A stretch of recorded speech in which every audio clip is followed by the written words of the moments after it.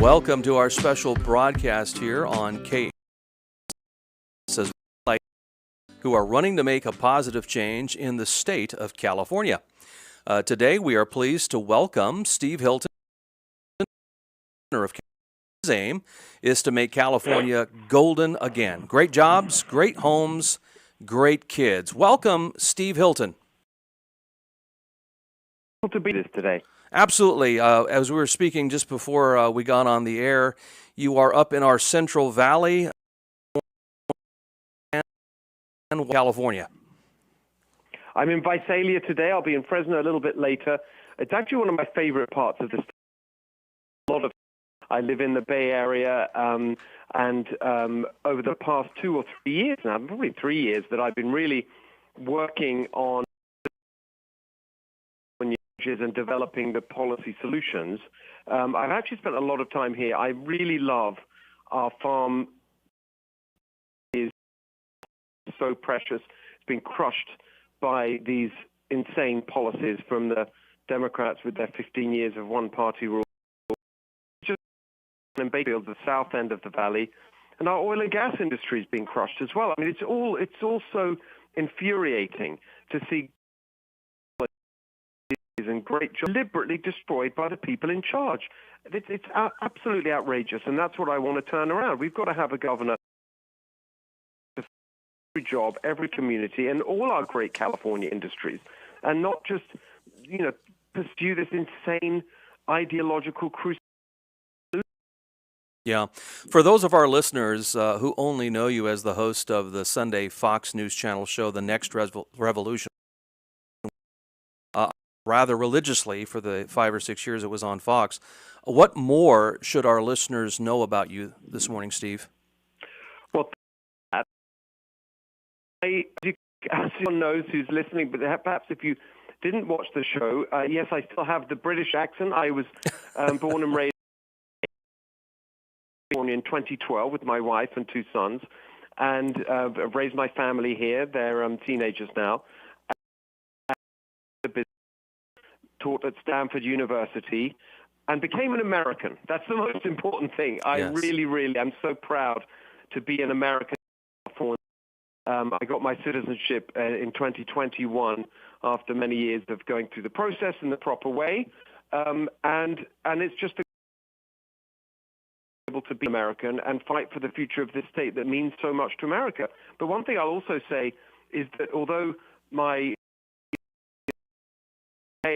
really are in Hungary. My parents are both Hungarian, and my stepfather is also Hungarian. And all of them, which was a communist regime, in search of freedom. And that's why I had the enormous privilege and benefit of being born in a free country. What should be the ultimate home of freedom, which is California, which represents, in my mind, the very best values of and startup hustle and the rebel spirit, all those great things.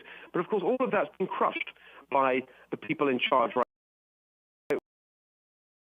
Change and really fight for freedom for everybody in California so they can live their dreams and we can restore the California. Also helpful to our listeners that you served as a political advisor to former British Prime Minister David Cameron as well. Important part of my career because although of course people know me from talking about politics, that I actually worked on it and worked to develop policy ideas and solutions to problems and then to actually implement them inside of the British Conservative Party, David Cameron. I helped him. I ran his campaign to become leader, to helped elect him Prime Minister, and in that capacity I served as senior advisor in 10 Downing Street, where I was very involved in developing the program and then implementing the domestic parts of our policy reform program on issues like the business climate and education and healthcare, wealth policy things. So in fact, many of the priorities that we have here in California, I didn't really get involved when I was working in the government back in the thing. In America, that's the preserve of the federal government, and for very obvious reasons, because I wasn't born here in America. One thing that I can reassure everyone listening, unlike some of these Democrats we've had, like Kamala Harris and Gavin Newsom, who seem to see California as a stepping stone to see it at all, and I couldn't see it that way. For me, the ultimate honor would be serving as governor of California, and I can't wait to get there. Honestly, all this, every day I'm on the road. This week, as I mentioned, I've been in Bakersfield, Santa Barbara, Los Angeles on Monday afternoon. Everywhere you go, you hear the same story. Life is such a struggle. It's a struggle for families, a struggle for small of doing anything and getting anything done in California. That's what we need to change, and I can't wait to get started. I believe, won because of name recognition. I mean, who doesn't know Arnold? And so, especially here in California, is key to winning. How are you raising your profile? And of course, you're probably already answering the question by traveling to all these locations. But yes. how many folks have, as opposed to those that say, "Hey, I watch you on Fox all the time"? Oh, it's really interesting to see that. And one thing that's really, and we launched a couple of weeks ago in Huntington Beach in Orange County, which is a very symbolic location because it's a place that not that long ago was run by Democrats. And in 4 years, with really solid, strong campaigning and a focus on common sense ideas, achieved with the right attitude and energy. And that's really what I'm bringing to this. I've been on the road constantly. It's a big state. Drive around, and I don't have a big fancy campaign bus as you sometimes see on the TV for presidential campaigns. We have a pickup truck. Just on my own, traveling the state, that's what I would rent to get around. It's a comfortable way to travel the state. Now we have a branded one with our campaign. What's really is so many people just, on the roads, on the freeway, on the 101 freeway the other day, just someone honking their horn and, fist bumping me across the car. It's just, there's been a real strong reaction, a positive reaction. I can feel it, and people just have seen it maybe in local news and so on. Look, there's a long way to go. I'm not a global movie star like Arnold Schwarzenegger, but I'm not starting from nothing. I start from having really a strong connection with people through my Fox News show, many years on Fox, and then later as a contributor. I think that's the other thing I really bring to this race is the ability to mobilize national resources. Charlie Kirk, for example, of Turning Point, is a very with me on one was there with a great video on my launch event. Vivek Ramaswamy, who's of course running for and who really is a Hollywood legend. He was there with me on day one with a great video. So look, I've got a lot of great support. But I understand that it's very difficult. I don't want anyone to think that I'm sitting here thinking this is going to be easy, that we're just going to realize it is under this one-party rule that we've had for 15 years, and then just turn around and vote for change. No, we have to work for it. It's going to be very possible. That's the thing I want everyone to understand. It doesn't have to be like this. We can change it. The power to change things is got. I'm campaigning so energetically. I want to convey to people that if we want change in California, if we don't want to be have the kind of life we want to live, we've got to go for it. We've got to fight for it. We've got to go for it with energy. It's not forever. It's just maybe 14 now until the November election next year, and that's our opportunity to restore California to its glory on that election and mobilize a grassroots army. That's what I'm planning to do. This is going to be a grassroots campaign. That's why it's state, and I think we can pull it off. It's not going to be easy, but it's worth a shot. Well, your brand of politics, Steve, if you're just joining us today on Steve Hilton for governor here in California as a Republican. Your brand of politics has been called positive populism. But would you Yes. define for our listeners a little bit what positive populism is? Is focusing on solutions, right? We all know what the problems are, but let's focus not on what's wrong and endlessly complaining about people and things. Change happen. The populism part is about a focus on work on the people who've really been left behind and left out, and in particular, which is the majority, and people who are just working hard, doing their best, but being really crushed under the burden of taxes we have to put up with. That's who this is all about. That's what this campaign is for. I mean, you just saw the other week, 35%, a new survey, 30% afford to meet their basic needs for rent and food and shelter and medical care and so on. It's a real burden. That's what we've got to focus on working people. That's why the first point on my plan, on my policy plan, the quickest thing we can do to help ease the burden.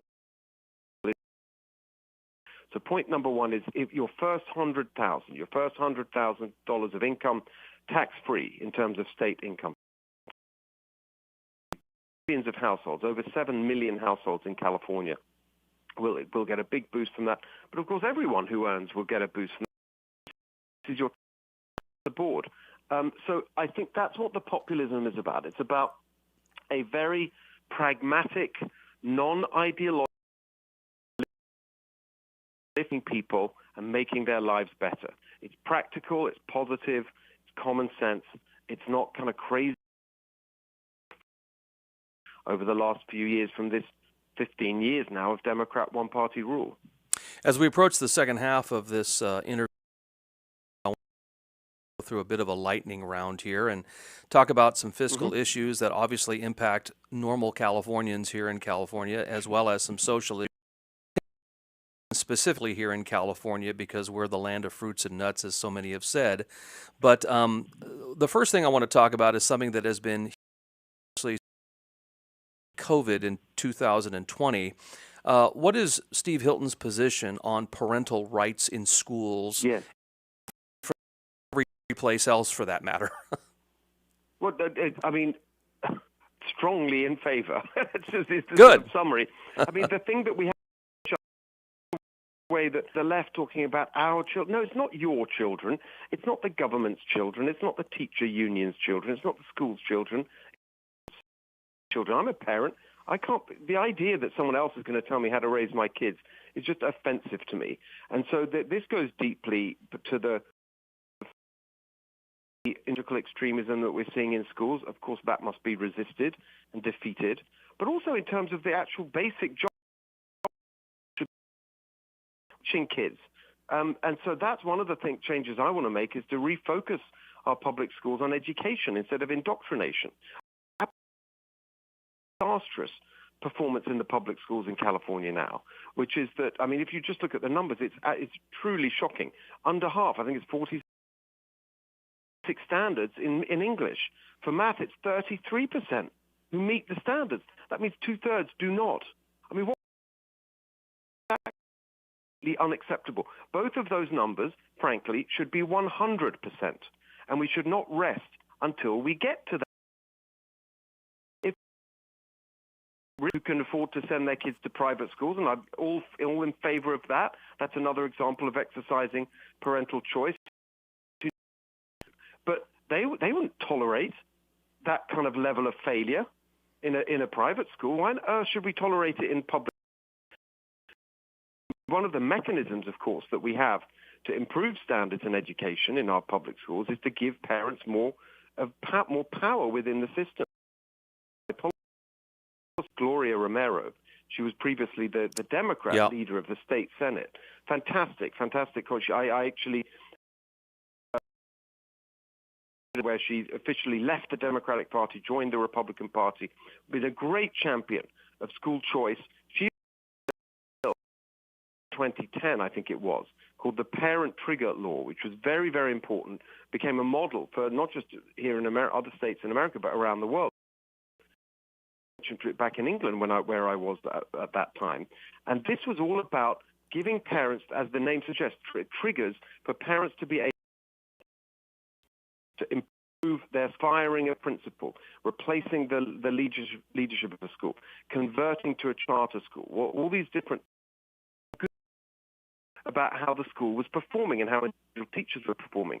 Over the years, the teacher unions have hidden that information from parents. How an individual school is, not the school district, but an individual school is doing, or an individual teacher is doing. That's why a core part, a grade for every teacher, so we can reward the good teachers but remove the bad ones. That's another example. Of course, it's true that parents, it's their children. We've got to remember that and reinforce that. Let's elephant in the room, which of course is gas prices here in California. I had spoken to a Democratic friend of mine on Wednesday, and then a couple weeks ago, woman here who happens to be a Democrat, and I said to them that it seems like California gets penalized for driving, and because we are paying the highest gas prices, essentially, at least west of the Mississippi. I'm sure New York and Hawaii compete with. But no, we're the highest in the country. We're the highest. Oh, there you go. So we're the highest in the country. We're higher than Hawaii. It's insane. So then, how does Steve Hilton show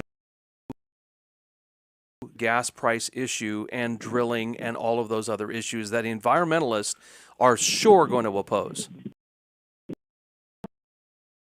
This is one of the most insane examples of ideological extremism because it doesn't even work on their own terms. Climate extremism-driven war on fossil fuels is systematically crush our domestic production of oil and gas. Of what we use right here in California, most of it in Kern County, where I was the other day. Now it's been completely flipped. We produce about of numerical terms. Every day in California, we use roughly 1.8 million barrels of oil. But we're shipping it in. We produce about 250,000. The gap is shipped in because there are no pipelines for oil that go in. Has to come by super tanker. These are the most polluting forms of transportation on the planet. But that's what they use, something called bunker fuel. And so that's what we're now doing. In the name of climate, we are increasing carbon emissions with all these super tankers that churn out. They're so the top 10 or 15 super tankers in the world produce more carbon emissions than all the cars on Earth put together. So it's emissions by shipping this in. The other thing that's happening when you reduce the production here in California is that there's less business for the refinery, which has to be refined into specific products, including gasoline. The refineries tend to be on the coast near LA. Down. That's one of the main reasons the prices are going up. They're shutting down for two reasons. Number one, the regulations that make it much more expensive to refine oil here in California. And secondly, because there's not enough business for them, because the production in California is being shut down. So the quickest thing that you can do is, and that's why prices are going up. And then the other point about it, because year that it's shutting down its refinery. Valero announced that it's shutting down its Benicia refinery. There's PB. It's a real crisis looming. I mean, experts are now warning. Insiders have been telling me, I've got very close, connections inside the industry. As long as we're using oil and gas, we should be using our own oil and gas instead of importing it from countries like Iraq. That's higher. Iraq, right now, insane. So what they're warning of, because we've now just had the whole. They've shut it down to such an extent that anything going wrong can really disrupt the system. Just now, we've had a fire. Suddenly see a price spike. We're hearing from the industry that unless action is taken, within potentially 3 weeks, we could see shortage Predictions. There's a prediction that by the end of next year we'll be having $8 gas in California because of all of this. It's all totally the way salt of all of this is that with all of this pain that's being imposed, remember all these gas price increases, they really hurt. Rely on their vehicles for getting around, and they being this for what? If you look at the total proportion of California's energy right across the board that comes from fossil, not just transportation, but energy that comes from fossil fuels, right now it's 80%. For the rest of the country, it's 81%. So it's barely moved any different. All been for. In the name of their climate extremism, they're crushing workers and families and so on, and they're not even achieving their own objectives. It's complete. Called Califailure, Reversing the Ruin of America's Worst Run State. I've actually read one of your books, put out a few years ago. You've written several, but to give you the last word, Steve, tell us a little bit about Califailure, kind of a Hilton handbook, if you will, for how to make California golden again. It is, but by the way, can I just... while I was speaking to you, here's the 5th of May, just a couple of days, or 4 days ago. This is the American Auto Association. Highest in the country, California, $4.83. Hawaii, $4.50. Hawaii, in the middle of the ocean. We have oil, the most expensive in the country, more than Hawaii, in the middle of the Pacific Ocean. The Hawaii is furthest from any land place of cheaper gas than we have in California. It's totally insane. Right. Sorry about that. California. No, you did it. The subtitle is Reversing the Ruin of America's Worst Run State. Let me just explain how I justify that claim. The worst run party rule. We have the highest taxes in the country. We had the highest rate of unemployment for most of last year. Right now we have the highest rate growth, the highest cost for housing, electricity, water, gas, as we've just been discussing. The worst business climate in America. Failure on every front. But the point is, what are we going to do to change it? And that's why the really important part of Califailure is actually part 2 of the book. It's called Califuture. It is exactly right. The gold print, let's call it that, for making our state golden again on every issue, all the ones that we've discussed here and many more.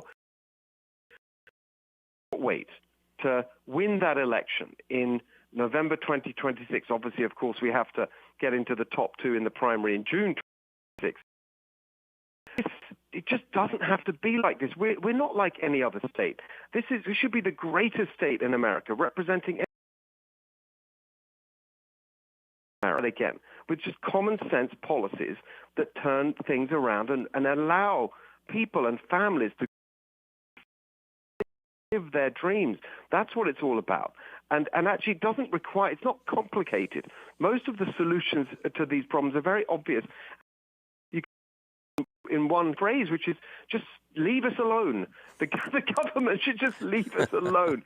Stop bossing us around.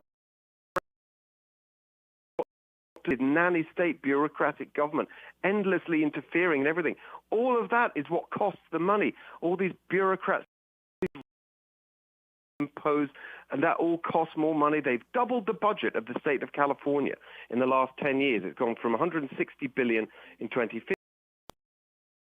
Next week, Governor Newsom announces his May revise. It's going to go up again, I'm sure. You know, it's for what? They've doubled the budget. Everything's worse. Things. Leave us alone. Let us live our lives. That's the solution. So that's what I'm fighting for, and that's how we make this beautiful truly golden again. And where can folks reach out to you, find out about you, host meet and greets, or attend meetings where you will be speaking, Steve? Thank you very much. I would love to.